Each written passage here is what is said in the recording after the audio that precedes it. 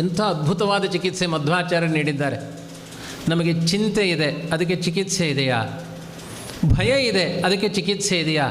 ಮೂಲಭೂತವಾದ 1000 ಉಪದ್ರವಗಳಿದೆ, ಹೇಳಲಿಕ್ಕಾಗದೇ ಇರೋಷ್ಟು ಸಮಸ್ಯೆಗಳಿದೆ ಮನೆಯಲ್ಲಿ, ಅದಕ್ಕೆ ಡಾಕ್ಟ್ರ್ ಹತ್ರ ಮಾತ್ರೆಗಳಿದೆಯಾ?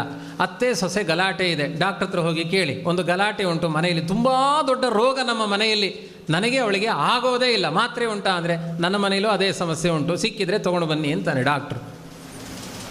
99% ಬರಬೇಕು ನನ್ನ ಮಗಳಿಗೆ, ಒಂದು ಮಾತ್ರೆ ಕೊಡಿ ಅಂದರೆ ಡಾಕ್ಟ್ರ್ ಹತ್ರ ಮಾತ್ರೆ ಉಂಟಾ?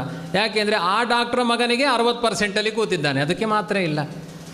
ಅಜ್ಞಾನಕ್ಕೆ ಮಾತ್ರೆ ಇಲ್ಲ, ಭಯಕ್ಕೆ ಮಾತ್ರೆ ಇಲ್ಲ, ಚಿಂತೆಗೆ ಮಾತ್ರೆ ಇಲ್ಲ, ನೂರಾರು ನಮ್ಮ ಕರ್ಮಬಂಧನಗಳಿಗೆ ಮಾತ್ರೆ ಇಲ್ಲ, ನೂರಾರು ರೋಗಗಳಿಗೆ ಮಾತ್ರೆ ಇಲ್ಲ. ಅದಕ್ಕೆಲ್ಲ ನಿಮಗೆ ಚಿಕಿತ್ಸೆ ಬೇಕಾ? ಬೆಳಿಗ್ಗೆ ಎದ್ದು 100 ಬಾರಿ ನಾರಾಯಣ ನಾರಾಯಣ ನಾರಾಯಣ ನಾರಾಯಣ ಅಂತ 100 ಬಾರಿ ಹೇಳಿ. ನಿಮ್ಮ ಬದುಕಿನ